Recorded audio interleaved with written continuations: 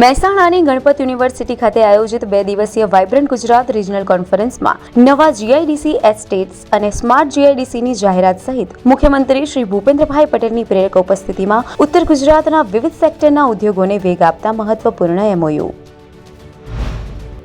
Vibrant Gujarat regional conference હેઠળ આયોજિત 1-to-1 બેઠકમાં મુખ્યમંત્રી શ્રી ભૂપેન્દ્રભાઈ પટેલે દેશ વિદેશના મહાનુભાવો તેમજ ઉદ્યોગ જગતના અગ્રણીઓ સાથે બેઠક યોજી ફળદાયી પરામર્શ કર્યો. મુખ્યમંત્રી શ્રી ભૂપેન્દ્રભાઈ પટેલે વિકાસ સપ્તાહ અંતર્ગત ગાંધીનગર ખાતે આયોજિત યુવા રોજગાર અને કૌશલ્ય સશક્તિકરણ સમારંભનો શુભારંભ કરાવ્યો. 658 ભરતી મેળાઓ દ્વારા ખાનગી ક્ષેત્રમાં રોજગાર મેળવનારા 55,000થી વધુ યુવાઓને નિમણૂક પત્રો, 25,000થી વધુ યુવાઓને પ્રોવિઝનલ ઓફર લેટર એનાયત થયા. તેમજ ઉદ્યોગોને અનુરૂપ માનવ સંસાધન મળે તે માટે 100થી વધુ ઉદ્યોગ ભાગીદારો સાથે એમઓયુ કરાયા.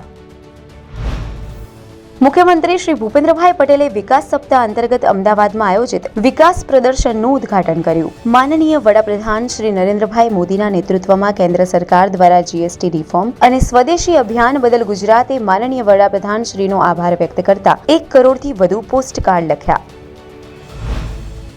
મુખ્યમંત્રી શ્રી ભૂપેન્દ્રભાઈ પટેલ, રાજ્ય મંત્રીમંડળના મંત્રીશ્રીઓ, મુખ્ય સચિવશ્રી તથા વરિષ્ઠ સચિવશ્રીઓ અને અધિકારીઓએ વિધાનસભા પોડિયમમાં યોજાયેલા સામૂહિક પ્રતિજ્ઞા પઠનમાં જોડાઈને મન કર્મ વચનથી દેશ માટે સમર્પિત ભાવ સાથે સંપૂર્ણ યોગદાન આપવા ભારત વિકાસ પ્રતિજ્ઞા લીધી.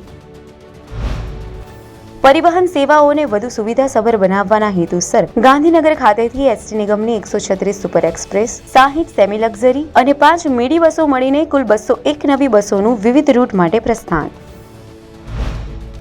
મુખ્યમંત્રી શ્રી ભૂપેન્દ્રભાઈ પટેલની ઉપસ્થિતિમાં Gandhinagar south western and command ખાતે ભારતીય વાયુસેનાના 93મા સ્થાપના દિવસની ઉજવણી.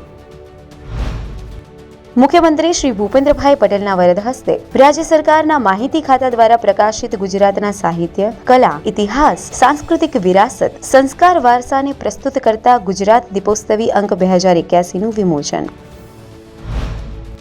રાજ્ય સરકારના વર્ગ 4ના કર્મચારીઓ દિવાળીના તહેવારને ઉત્સાહપૂર્વક ઉજવી શકે તે માટે ₹7,000ની મર્યાદામાં એડહોક બોનસ આપવાનો નિર્ણય.